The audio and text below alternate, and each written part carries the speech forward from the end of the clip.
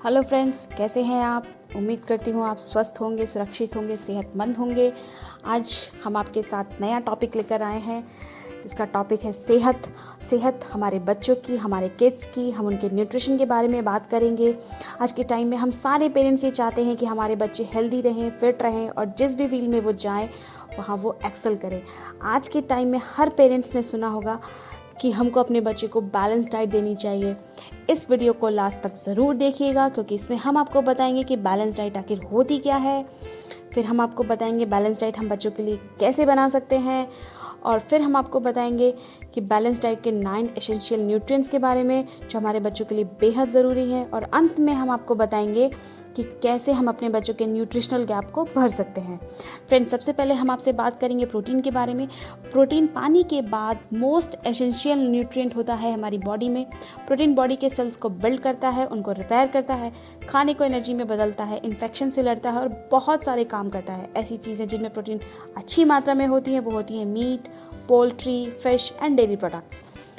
दूसरे नंबर पे हम बात करेंगे कार्बोहाइड्रेट्स की। आज की डाइट कार्ब्स को कट करने को प्रमोट कर रही है, जबकि कार्ब्स या कार्बोहाइड्रेट बॉडी के लिए सबसे ज़्यादा इंपॉर्टेंट होते हैं। ये एनर्जी देते हैं, ये बॉडी की फैट और प्रोटीन के साथ मिलकर टिश्यू को बिल्ड करते हैं और उन्हें रिपेयर करते हैं। कार्बोहाइड्रेट काफ़ी सारे फॉर्म्स में अवेलेबल हैं, जैसे शुगर, स्टार्च और फाइबर। लेकिन हमारे बच्चों को शुगर कम और स्टार्च और फाइबर ज़्यादा खाना चाहिए। कार्बोहाइड्रेट जिन चीज़ों से हमें मिलता है वो होता है अनाज, चावल और आलू। अब हम बात करते हैं गुड फैट्स के बारे में। बच्चों के लिए फैट्स बहुत इंपॉर्टेंट होते हैं। ये एनर्जी प्रोवाइड करते हैं और बॉडी में इजीली स्टोर हो जाते हैं ताकि इनको फ्यूचर में यूटिलाइज़ किया जा सके। ये बहुत सारे दूसरे न्यूट्रिएंट्स को सही तरह से बॉडी के द्वारा इस्तेमाल करने में सपोर्ट करते हैं। गुड फैट्स जैसे ओमेगा 3 बच्चों के ब्रेन डेवलपमेंट और नर्वस सिस्टम के लिए भी काफ़ी अच्छे होते हैं। जिनसे हमें फ़ैट मिलता है वो फूड्स होते हैं whole milk, dairy products, cooking oil, meat, fish, nuts. अब बात करते हैं विटामिन और मिनरल्स की। विटामिन एंड मिनरल्स 2 तरह के होते हैं, मैक्रो और माइक्रो। मैक्रो का मतलब वो विटामिन एंड मिनरल्स जो हमें ज़्यादा क्वांटिटी में लेने होते हैं, और माइक्रो का मतलब वो विटामिन एंड मिनरल्स जो हमें कम चाहिए होते हैं या ट्रेसेस में चाहिए होते हैं। मैक्रो विटामिन्स और मिनरल्स में आते हैं calcium, iron, vitamin A, vitamin C और फोलेट। कैल्शियम बच्चों के हेल्दी बोन्स और दांतों के लिए मददगार होते हैं। इसके अलावा ब्लड क्लॉटिंग, नर्व, मसल और हार्ट के फंक्शन के लिए भी मददगार होते हैं। कैल्शियम हमें दूध, पनीर, दही, अंडे इत्यादि चीज़ों से मिलता है। कैल्शियम के बाद अगला मैक्रो मिनरल होता है आयरन। आयरन का काम बच्चों में खून को बनाने और हीमोग्लोबिन के साथ मिलकर सभी सेल्स तक ऑक्सीजन पहुंचाने का काम करता है। आयरन हमको मिलता है नट्स, पालक, हरी सब्जियों और डेयरी प्रोडक्ट से। अगर हम बात करें मैक्रो विटामिन्स की तो सबसे पहले आता है फोलेट। फोलेट या फॉलिक एसिड बच्चों के brain development, nervous system development और हेल्दी ग्रोथ के लिए बहुत ज़रूरी होता है। इसकी कमी से बच्चों को एनीमिया, अंडर डेवलपमेंट का खतरा रहता है। फूड्स जैसे अनाज, दालें, छोले, पालक और राजमा में फोलेट काफ़ी अच्छी मात्रा में पाया जाता है। अगर विटामिन सी की बात करें तो विटामिन सी एक सुपर एंटीऑक्सीडेंट होता है। ये बच्चों के इम्यून सिस्टम को बेहतर रखता है, प्रोटीन कोलेजन को बनाने में मदद करता है, बॉडी में आयरन के एब्जॉर्प्शन को बढ़ाता है। अगर विटामिन ए की बात करें तो विटामिन ए बच्चों के नॉर्मल ऑर्गन्स डेवलपमेंट के लिए बहुत ज़रूरी होता है। विजन डेवलपमेंट में भी बहुत अच्छा रोल प्ले करता है विटामिन ए। अगला नंबर होता है फाइबर का। फाइबर बॉडी में अच्छे बाउल मूवमेंट को प्रमोट करता है ताकि डाइजेशन इंप्रूव रहे, इंटेस्टाइन्स की क्लीनिंग और उनको हेल्दी रखने का काम भी फाइबर ही करता है। हम सब ने अपनी प्राइमरी क्लासेस में बैलेंस डाइट के बारे में पढ़ा था, और हम सब ये भी मानते हैं कि बैलेंस डाइट हमारे बच्चों के लिए बहुत ज़रूरी है। इसके लिए हम पूरी कोशिश करते हैं अपने बच्चों को हेल्दी एंड न्यूट्रिशियस फूड देने की। लेकिन फिर भी WHO की माने तो मॉल न्यूट्रिशन के एक हेल्थ क्राइसिस है। तो आइए नज़र डालते हैं कुछ होश उड़ाने वाले फैक्ट्स और स्टैटिस्टिक्स पे। 75% बच्चों को विटामिन डेफिशिएंसी है जो उनके इम्यून सिस्टम को बहुत कमज़ोर कर रही है। इससे उन्हें अक्सर सर्दी, जुकाम, बुखार लगा रहता है। 90% से ज़्यादा बच्चे प्रोटीन डेफिशिएंट हैं। इसी वजह से आजकल के बच्चों में अंडर वेट होना और अंडर ग्रोथ होना बहुत कॉमन सी बात होती है। WHO की रिपोर्ट के अनुसार 250 मिलियन से ज़्यादा बच्चे विटामिन ए की कमी के चलते अर्ली विजन डैमेज के शिकार हो जाते हैं। लैक ऑफ एजुकेशन, बदलती हुई डाइटरी हैबिट्स और unavailability of quality of foods, ये वो रीज़न है जिनकी वजह से हम अपने बच्चों को हेल्दी एंड न्यूट्रिशियस फूड नहीं दे पाते हैं और इन सभी कमी की वजह से हमारे बच्चों के अंदर एक न्यूट्रिशनल वॉइड बन जाता है। हम सभी को लगता है कि हम अपने बच्चों को अच्छे से अच्छा खाना खिला रहे हैं और उनका मतलब पूरा ख्याल रख रहे हैं, लेकिन सवाल ये उठता है कि जो भी हम अपने बच्चों को दे रहे हैं क्या उतना वैरायटी सफिशिएंट होती है? क्या जितना हमने उनको प्लेट में दिया है वो उनके लिए क्वांटिटी सफिशिएंट होगी? क्या ऐसा कोई स्टैंडर्ड रूल या कुछ ऐसा है जो ये डिफाइन कर सके कि हमारे बच्चों को आखिरकार ज़रूरत क्या है और कितनी है? यह जानने समझने के लिए WHO और दूसरी मेडिकल एजेंसीज जैसे ICMR ने मिलकर एक पैरामीटर बनाया जिसको हम RDA यानी कि रिकमेंडेड डाइटरी अलाउंसेस के नाम से जानते हैं। इसमें यह बताया गया कि हमको स्वस्थ रहने के लिए किसी न्यूट्रिएंट की कितनी मात्रा में ज़रूरत होती है। अब अगर हम RDA को समझ जाते हैं तो ये समझना हमारे लिए आसान हो जाता है कि हमें अपने बच्चों को क्या और कितना खिलाना है। ऐसा ना कर पाने की वजह से हमारे बच्चों की बॉडी में न्यूट्रिशनल गैप बनने शुरू हो जाते हैं और उन्हीं गैप्स की वजह से धीरे धीरे उनकी बॉडी में कॉमन सिम्टम जैसे पुअर फिजिकल ग्रोथ का होना, लेथार्जिक होना, अंडरवेट होना या ओवरवेट होना, पुअर कंसंट्रेशन और पुअर इम्यून सिस्टम दिखने शुरू हो जाते हैं, जो आजकल तेज रफ्तार ज़िंदगी में लॉन्ग टर्म में बच्चों की पूरी तरह से ज़िंदगी की रेस में सपोर्ट नहीं कर पाते हैं। आइए जानते हैं कुछ मेजर न्यूट्रिएंट्स के RDA के बारे में और कैसे हम इनको डाइट से ले सकते हैं। प्रोटीन RDA के मुताबिक हमें बच्चों के लिए 1 से 1.2 ग्राम पर kg ऑफ बॉडी वेट लेना ही चाहिए। अगर कोई 8 साल का बच्चा है और 30 किलोग्राम का है तो उसको 30 से 35 ग्राम प्रोटीन डेली लेना ही चाहिए।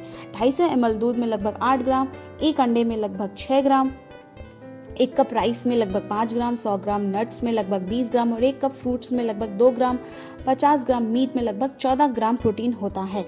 इसके अलावा हमें विटामिन ए की बात करें तो 300 से 400 माइक्रोग्राम विटामिन ए की रिक्वायरमेंट हमको डेली बेसिस पे होती है।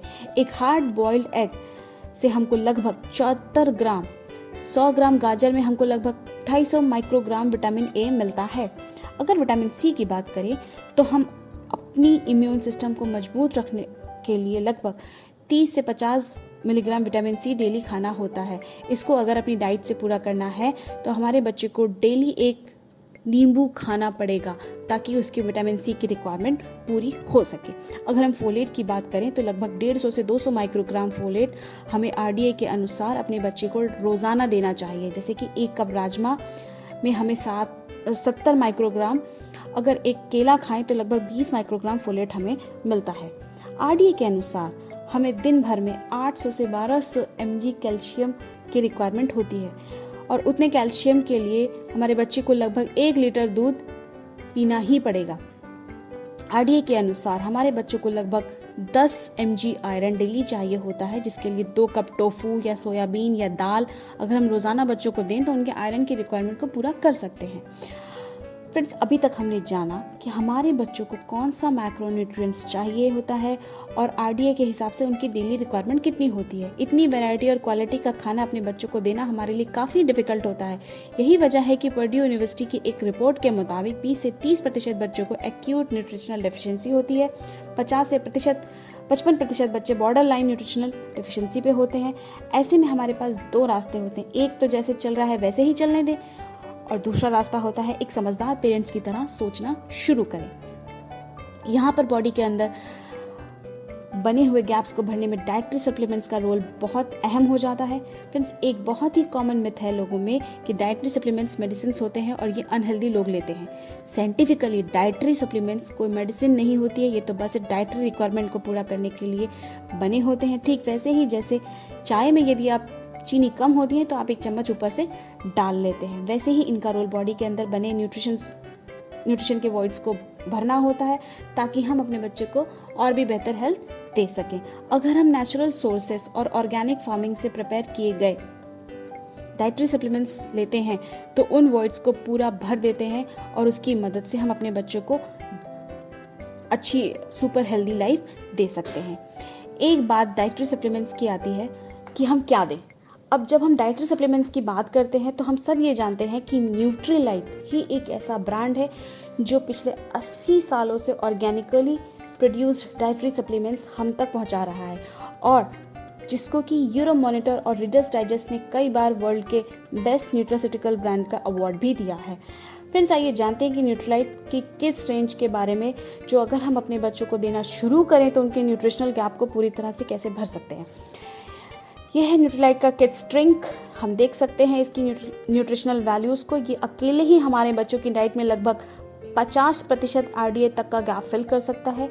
यहाँ हम देख सकते हैं मार्केट के best of the best brand से न्यूट्रीलाइट का कंटेंट, क्वालिटी और प्राइस का कंपैरिजन कि कैसे ये मार्केट के अदर ब्रांड से क्वालिटी और प्राइस में बेहतर है।